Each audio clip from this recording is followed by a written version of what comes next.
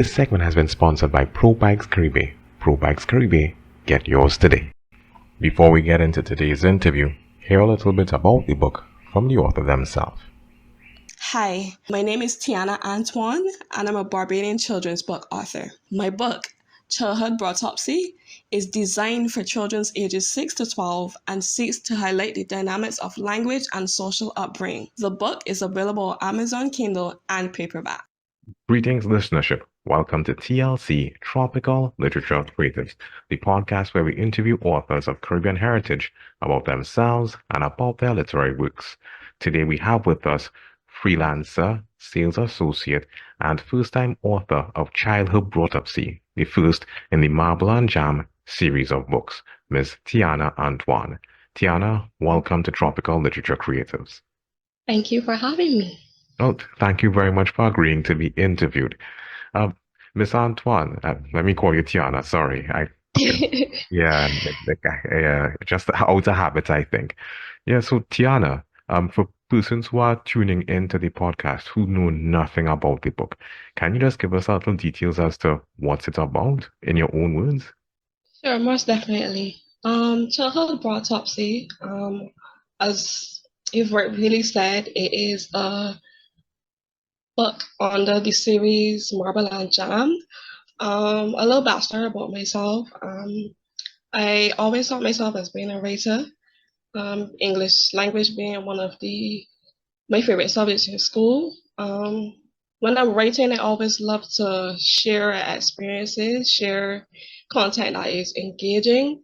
So that's what inspired me to actually write Childhood Broughtupsy, is a little about my childhood experiences growing up while at school, primarily primary school, since it is in a primary school setting. So that really,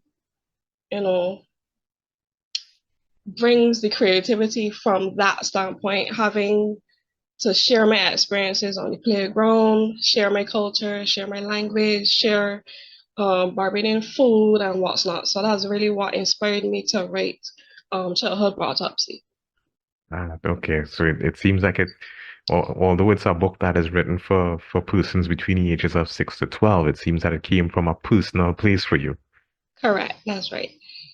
Yeah, a running theme that I keep on coming across when I'm talking to authors is authors refer to them and their books as, writings from their soul, or writing that is part of them, or Correct. or their books being like their children in a sense, because they carry it to term and it's birthed.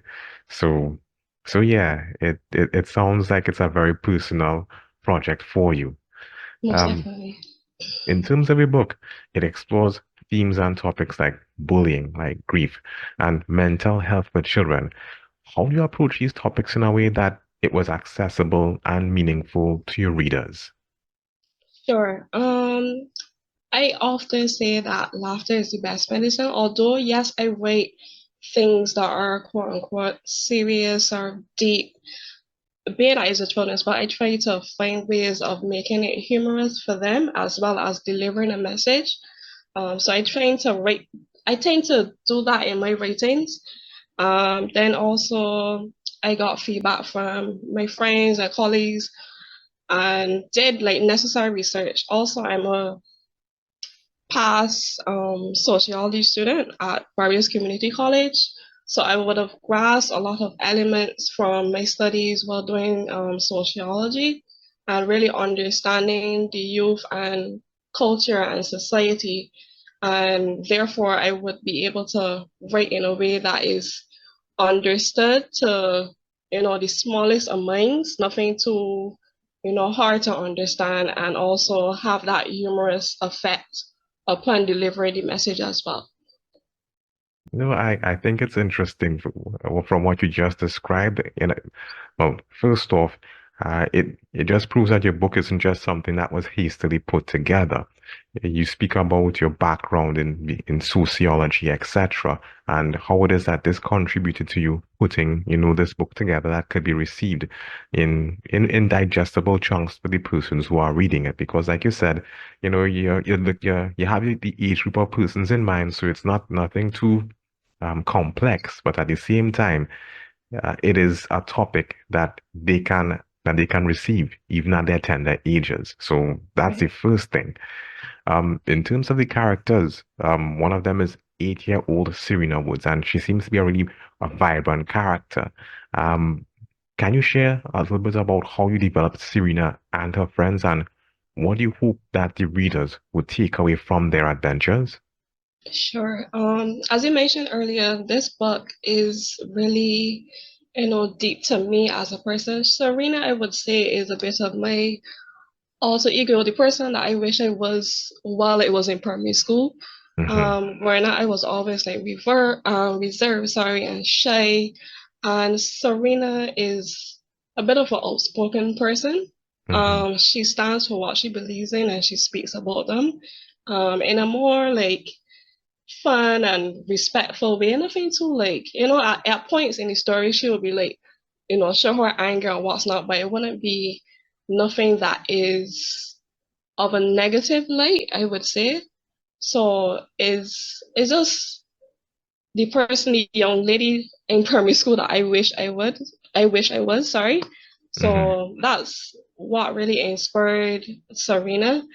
And then with her friendships, primarily Ashanti, who was her best friend, you Hmm. always hear that is essential to have, good friendships, good foundations. So I wanted to create a character that she can basically grow up with and share her experiences, and then Ashanti can share her experience as well.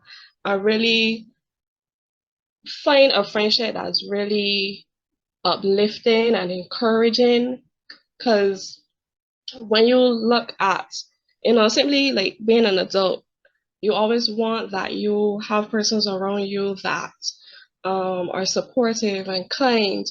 So I really wanted her to have a friend that she could like grow up with and go through things together and share positivity and light and energy. So that's what made me create Ashanti for Serena. The way that you put it there, it sounds like friendship is one of the main takeaways that you want persons to have from this book. Right. And I guess we can appreciate that. Mm-hmm. Well, one of the larger topics that your book addresses is that of bullying, and Yeah. it's a significant issue that's addressed in the book. How do you hope readers would relate? How do you hope readers would relate to it, and they would learn from Serena's confrontation with the bully, Jeremiah Sanders? It will just shed light on, I guess, children's perspective on like bullying and how to handle bullies. Um, and that's going on to also grief in the book. Not really telling too much, but telling a little bit.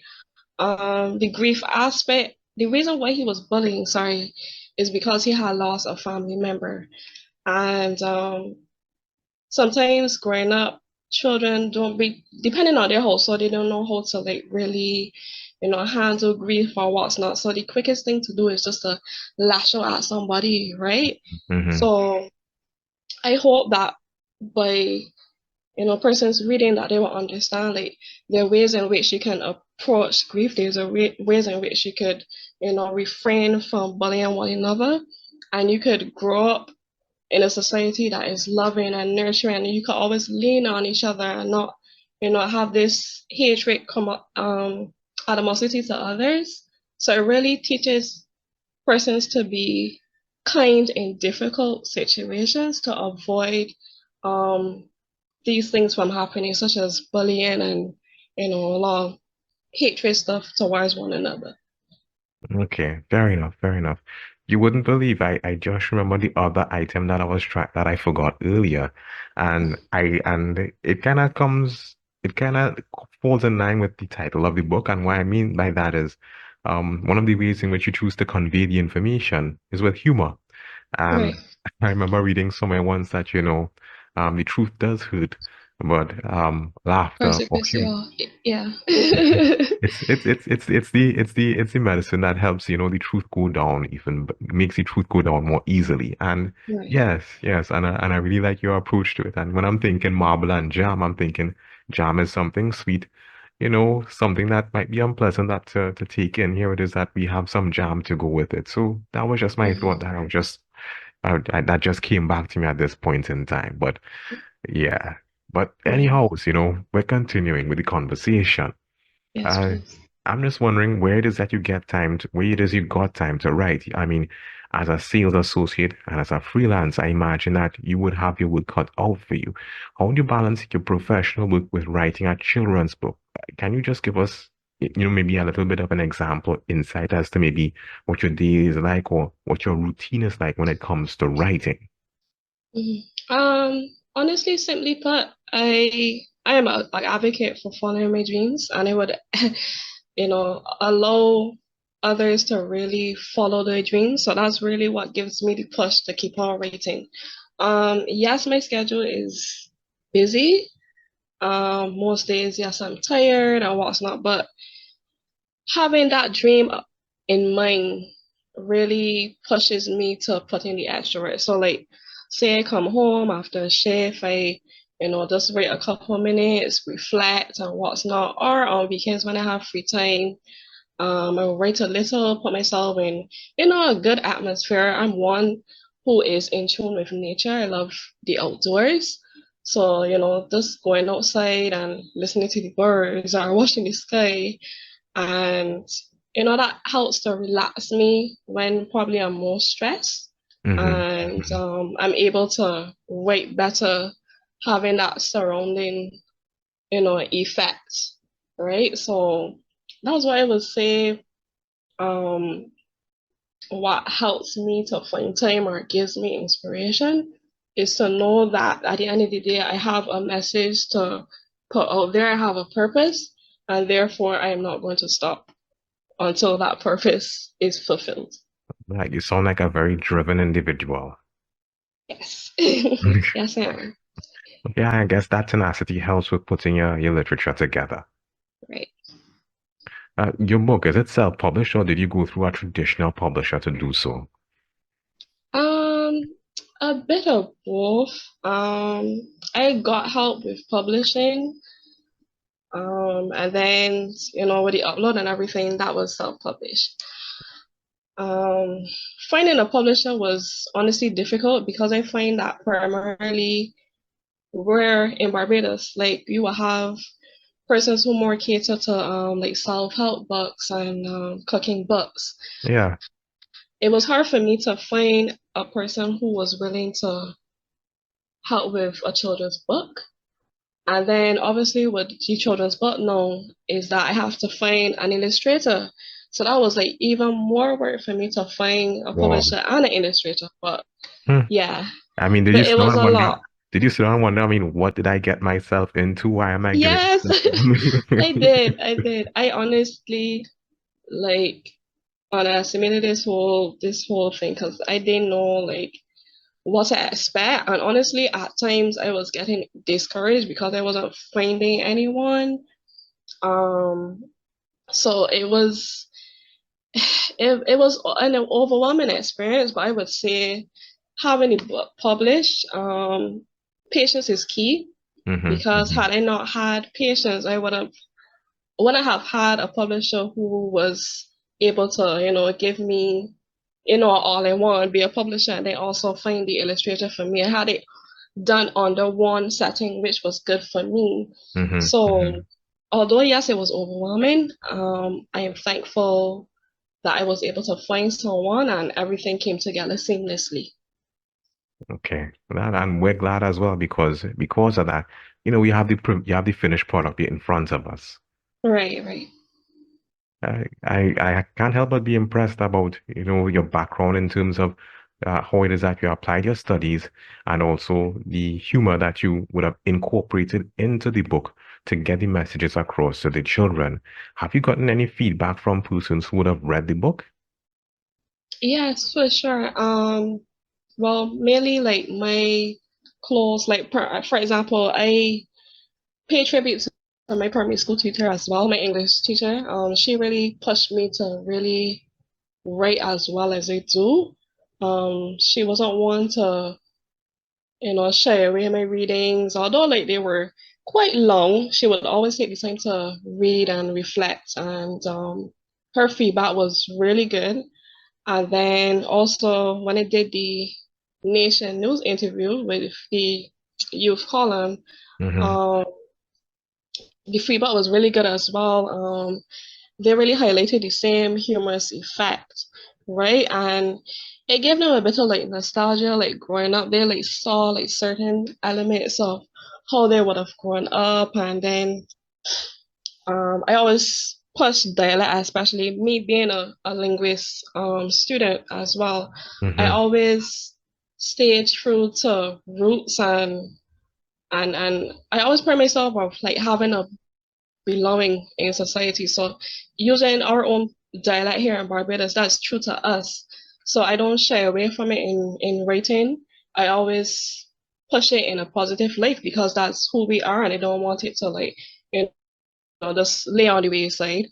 And then also with food, food is a part of us as well. So I try to highlight like certain elements of food in the book. For example, I would have described. I'm very descriptive in my book. So for Mm-hmm. example, Serena had like big puffs, and they call them tambourine ball puffs. Tambourine balls is a delicacy here in Barbados, a treat that we enjoy here in Barbados. So I always like tie those certain elements in my writing, and I guess readers seeing that really it really excited them to see more of what I have to offer. So honestly, like the feedback has been really, really good. No, I can see why. Not just because of the content, where it is that you address topics that are sensitive, and not just because of the humor that you use to deliver the content itself, but also because of elements of your culture that you seek to include, like food, etc. Hmm. I also like that because when it is that you read about a person, books from authors from different countries, it kind of gives you glimpses into the background of the country, the culture, etc. And you can't help but appreciate it. Um, Barbados and Trinidad are practically like neighbors. I can just come out my window, and I can probably look out and I can see you. And Yes, and here it is, we're having a conversation, and you're telling me about your dishes, etc. And I'm learning about it, and I can really appreciate that. So yeah, thank you. yeah. Thank you so much. Well, I mean, this was the first book in the Marble and Jam series of books, and the reception was good. I mean, you went through your headaches, the first time around, and you learned some lessons in between. Do you have intentions of doing like another book later on, like a book two in the Marble and Jam series of books? Yes, I do. I would honestly like to at least write about 10 books in the series. Ah, More 10. if I'm inspired. Um, But yeah, I really want to do as much research as I can because, as I said, I want to highlight a lot of social issues that may be happening, in Barbados that would really help the youth. That's my main goal is to really help the youth of Barbados and even the world as well, you understand? So yes, I do want to write more, but as I said, I want to make sure that I do the necessary research possible Mm-hmm. to make sure that their lives are shaped in the best way possible. Because, you know, persons always like to say, they are the leaders of the next generation. So you want to make sure that your next leaders are equipped with the best knowledge as much as possible to be successful. So, yes, please. Yeah, yeah, for sure, for sure. And that's very noble. Yes, thank you. Having gone through the process, if you had to do it all over again with the knowledge that you have now, what would you do differently? I think being an author, like, I made a mistake of it being just um a hobby, Mm-hmm. and at the end of the day is a business. It is a business at the end of the day, and had I known that it would have required so much, because I'm not done yet, obviously I'm not done. Mm-hmm. um Writing a book, it's okay to write a book, fine, but there's so many elements that need to go into it. Marketing and sales and all these other things. Yes. I say all this to say is that come with a budget. Because it's very costly. I'm not gonna lie, I'm being quite honest, it's very costly. Mm-hmm. But if you have a dream and you have a goal and this is something that you want to do, just save towards it, plan properly, Mm-hmm. Mm-hmm. and go. And that's just my I guess that's mainly what I would have done differently, right? Because it can be costly, it can be overwhelming. And having said the overwhelming part, make sure that you have people who are supportive around you, who actually see your vision, Yes, your yes. goals, because you need that support because it gets tiring sometimes, it get overwhelming sometimes. Sometimes I will have like brain fog, I don't know what to do, and Mm. so having that support around you is extremely needed when you are writing a book, especially from a business standpoint as well. So Mm. support is really, really needed. Okay. All right. I mean, we trust you. We trust you. We trust you. Yeah. For persons listening to this podcast who may want to attempt something similar to what you're doing, and by that I mean putting out a book, not just, slapping something together, but the way that you did it, the research, the drive, etc. What do you have, Mhm. what words do you have for those who are listening to us who may have a mindset to put together a book the way that you did? Um, I would say don't be afraid to ask for help. Mm-hmm. Obviously, going into it, I didn't know anything about. I was just writing. I didn't know anything about like publishing anything. Mm-hmm. I didn't know really much about marketing or anything like that. So always ask for help. Network as much as you can because you will need it. Always Mm-hmm. remember that there's someone out there that you can learn from. Don't ever feel that you can't learn from anybody. There's always somebody out there that you can learn from. So that's why I would mainly take away from it. Network as much as possible. Learn, do your research. I have a journal that I write everything in. Grab a journal. If you have not already have a journal, write Mm-hmm. everything. Anything that you want to achieve in life, write in the journal. Have a positive light over that you will succeed. And from there, anything else is in your favor. Okay. All right. Well said, Miss Antoine. Well said. Thank you. Um, this pretty much brings us to the end of our interview at this time. Thank you very much for agreeing to be interviewed, Miss Antoine. Thank you so much for having me once again. Oh, just one more question before we do go, though. Yes, Um, please. your book, where can we get copies of it? Currently it's just on Amazon. You can buy it directly from Amazon. Mm-hmm. I am looking to have it in stores as well, so stay tuned for that. But you can always find it on Amazon, Childhood Broughtupsy, and you will find it there. All right. Okay. Thank you very much again, Miss Antoine. Thank you once again. Thank you. You've been listening to TLC, Tropical Literature Creators. If you've heard something of interest or something you like, reach out to us. Reach out to our authors. Follow us on social media. We look forward to hearing from you.